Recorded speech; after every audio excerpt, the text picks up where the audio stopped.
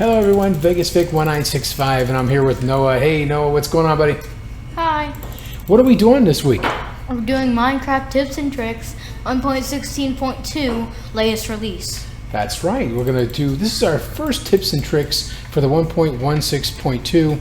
It's just 5 of them to get started, so it's short, simple, and sweet, but these little tips here could probably help you with your Minecraft world and Minecraft game. So, without further ado, let's find out.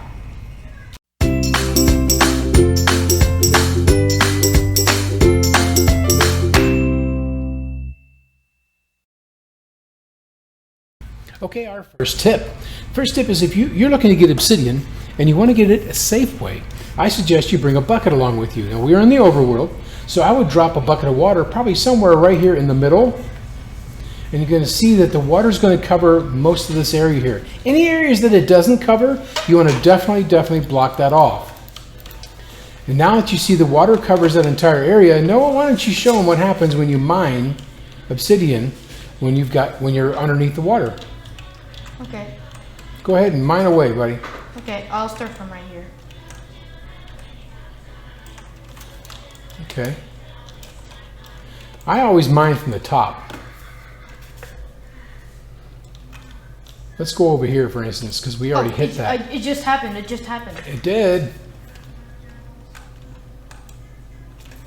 There you go. When you notice, when you mine Obsidian with water above you, you don't have to worry about losing the Obsidian. You don't have to worry about falling into the lava. You're not going to lose anything. You're definitely safe wherever you're at. So use that bucket of water. That's tip number 1. Okay, tip number 2. Noah's our guinea pig for this one here. And this is basically, if you find yourself at crossroads in one of the the fortresses, the nether fortresses, the crossroads are probably the best place for spawns, if you don't know this already, for the wither skeleton. And the safe way to take them out is to make sure that you have a 2-block high gap that they cannot follow you through. So Noah, why don't you show us what to do with these wither skeletons so we don't get hit? Okay. All eyes on Noah. Oh, he's following you, he's following you. Take him out, take him out. Safe and sound, you can gather up all the wither skeletons from there. They can follow you right in there. They cannot get to you though. But you definitely got to watch out for these guys here. Okay, our second mob. To keep yourself safe, you go into a 2-block high space is an Enderman, because they are taller than 2 blocks. And if you go ahead Noah, show them what to do. Get an Enderman that's either angry with you, then go under a 2-block high space and you will be safe. Let's see if Noah can. He won't let me look at his eyes. There he goes. See, the Enderman cannot get to Noah because he's under a 2-block high space. He'll continue to move around, but Noah will get him before he ever touches Noah.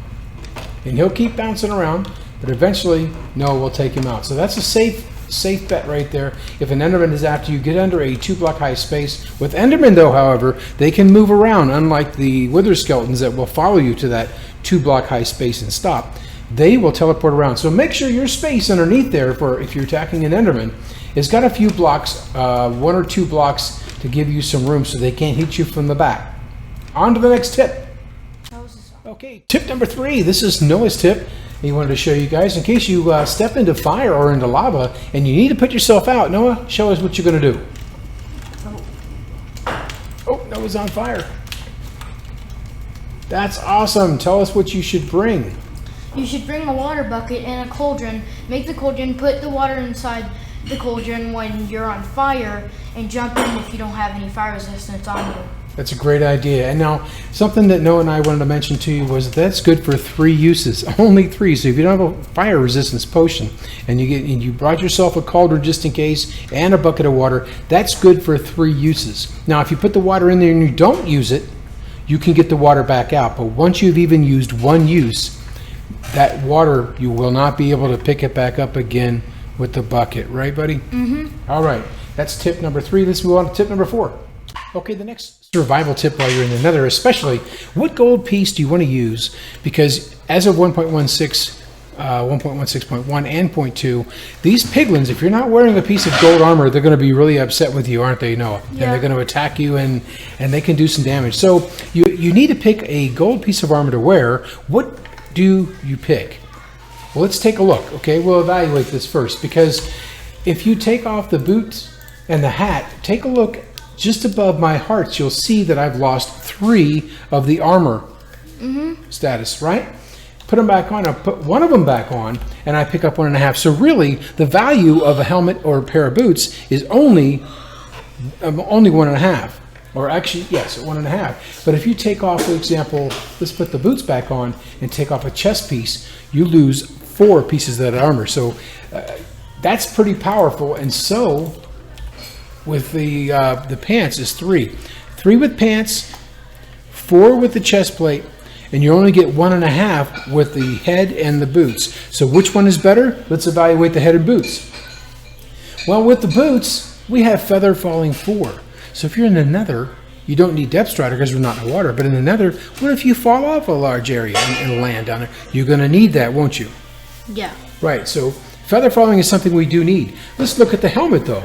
Now, the helmet has respiration and aqua affinity. We can't use any of that in the nether.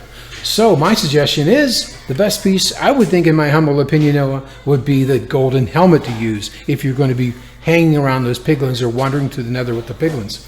And you don't have to put these protection pieces on there, but they're beneficial because they will help you. And that'll bring you up just 1/2 of an armor slot short. And you'll see what I mean in just a moment. And that way you're still fully protected, almost fully protected. If you notice the right above my hearts, you're much better protected than using a chest piece or a pair of legs. And you don't have to do the enchantments, but I do. Okay, move on to the next tip. Tip number 5. Okay, and for the last tip, tip number 5, there has been some debate on whether to use beds or TNT. Well, if you have an abundance of TNT, great. If you don't, the easier method is beds. But the most important thing is don't make a bunch of beds and bring them with you. The best tip I can give you for this is to bring, as you can see right here, bring your planks of wood and your wool. It takes up a lot less space. And in this configuration here with just these 2 stacks, you can make, I believe, 21 beds. And of course, a crafting table. So it takes up 3 spaces to make 21 beds, and you still have room for lots of other stuff. Take a look here, make our beds. Yes, we have 21. So Noah, show us what happens when we blow up one of those beds back there. A 5 deep hole, he puts it way back there. Back up a little bit, buddy. There it is, just like that. You got a little bit of a jolt, but it's not too bad. Okay. Well, that's going to do it for me and Noah and our tips and tricks. Hope you enjoyed that. And if you did, click the like button. If you want to subscribe for future videos, click the subscribe button. Noah and I make usually videos every Wednesday, have them edited and out by early Thursday morning. Anyway, until next week, guys, thank you very much for watching, and we'll see you then. Goodbye. Bye.